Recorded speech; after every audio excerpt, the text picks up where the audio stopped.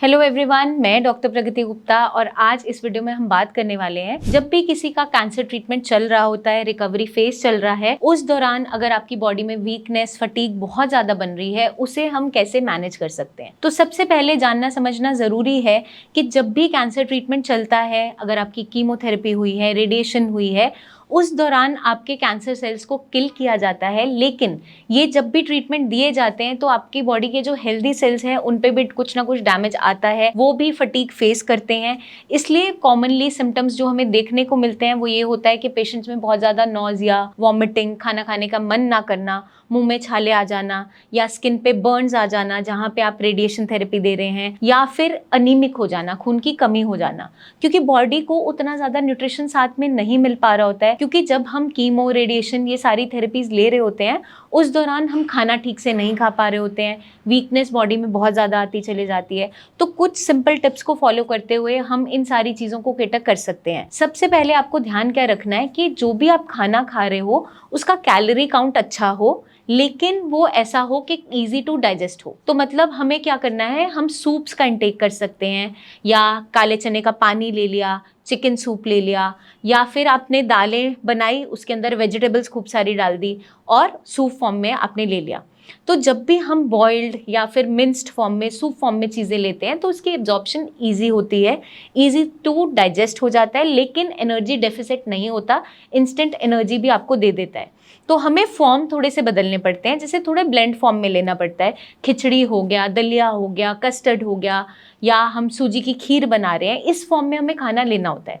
Raw चीज़ें हमें avoid करनी होती है, रॉ सैलेड हो गया, रॉ फ्रूट्स हो गया, वो हमें अवॉइड करना है। फ्रूट्स अगर आप लेना चाहें तो मैश करके, स्टीम करके इनिशियली ले सकते हैं, क्योंकि वो ईजी टू डाइजेस्ट बन जाते हैं। साथ के साथ सुपर इम्पोज्ड इन्फेक्शन से हम बच जाते हैं, क्योंकि जितने भी रॉ कट फ्रूट्स हैं, सैलेड्स हैं, वो थोड़ा सा ईजी टू डाइजेस्ट नहीं होते। तो जब भी आपका सैलेड खाने का मन है, आप सॉटे करके लीजिए, स्टीम करके लीजिए, ताकि आप उसे इजीली पचा पाए। छोटी छोटी फ्रीक्वेंट मील्स आपको दिन भर में लेनी है, एक साथ खूब सारा खाना नहीं खाना है। तो हम अगर छोटी छोटी फ्रीक्वेंट मील्स लेंगे, जैसे 2-3 घंटे में हमने थोड़ा थोड़ा पोर्शन साइज लेते रहे, तो थ्रू आउट द डे हमारी बॉडी में एनर्जी अच्छी बनी रहती है और फटीग, वीकनेस से हम लड़ सकते हैं।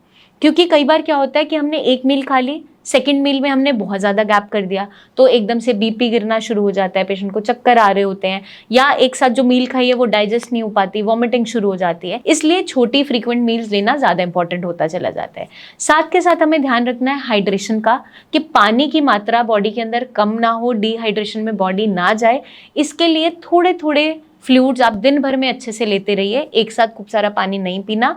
आप बीच में नींबू पानी ले सकते हैं, नारियल पानी ले सकते हैं, छाछ का इंटेक कर सकते हैं, थोड़ा थोड़ा करके पानी आप पी सकते हो। प्लेन पानी आपको नहीं अच्छा लग रहा तो आप उसमें सौंफ डाल के पानी को बॉईल करके रख सकते हो, या पानी के अंदर आपने लेमन कट करके, पुदीना कट करके डाल दिया और ये आपने वाटर बना के रख लिया। तो थोड़ा सा जब फ्लेवर आ जाता है तो पेशेंट को पानी पीने में अच्छा लगता है, और थोड़ा सूदिंग इफेक्ट भी देता है, कूलिंग इफेक्ट भी देता है। तो अगर किसी के मुंह में छाले भी बन रहे हैं, वहाँ पे भी चीज़ें बेटर होती चले जाती है। साथ के साथ आप क्या कर सकते हैं कि ये सारी चीज़ें हमें डेली बेसिस पे अच्छे से फॉलो करनी है, ताकि हमारी बॉडी में फटीग, वीकनेस ना आए। क्योंकि कीमो, रेडिएशन, इनके साइड इफ़ेक्ट्स जो आते हैं बॉडी पे, तो उसको कैटर करने के लिए आपको एक हेल्दी डाइट और एक अच्छा लाइफस्टाइल रखना बहुत ज़रूरी है। नींद आपको प्रॉपर आनी चाहिए, तो उसके लिए आप थोड़ा सा मेडिटेशन कर सकते हैं। उस टाइम पे योगा एक्सरसाइजेस बहुत ज़्यादा हम रिकमेंड इसलिए नहीं करते कि बॉडी उतनी कैपेबल नहीं होती योगासन करने के लिए या फिर इतनी एक्सरसाइज करने के लिए।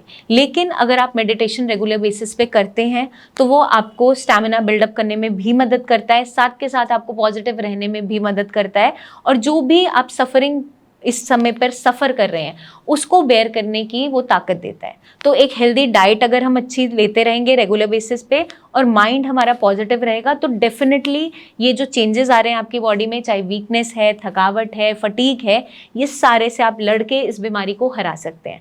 जल्दी हम आपसे फिर मिलेंगे, बहुत सी इन्फॉर्मेशन शेयर करते रहेंगे। आप कुछ भी पूछना चाहें कमेंट करके हमसे पूछ सकते हैं, या नीचे दिए हुए नंबर पर टीम ऑफ डॉक्टर से कंसल्टेशन भी ले सकते हैं। अपना खास ध्यान रखिएगा एंड टेक केयर।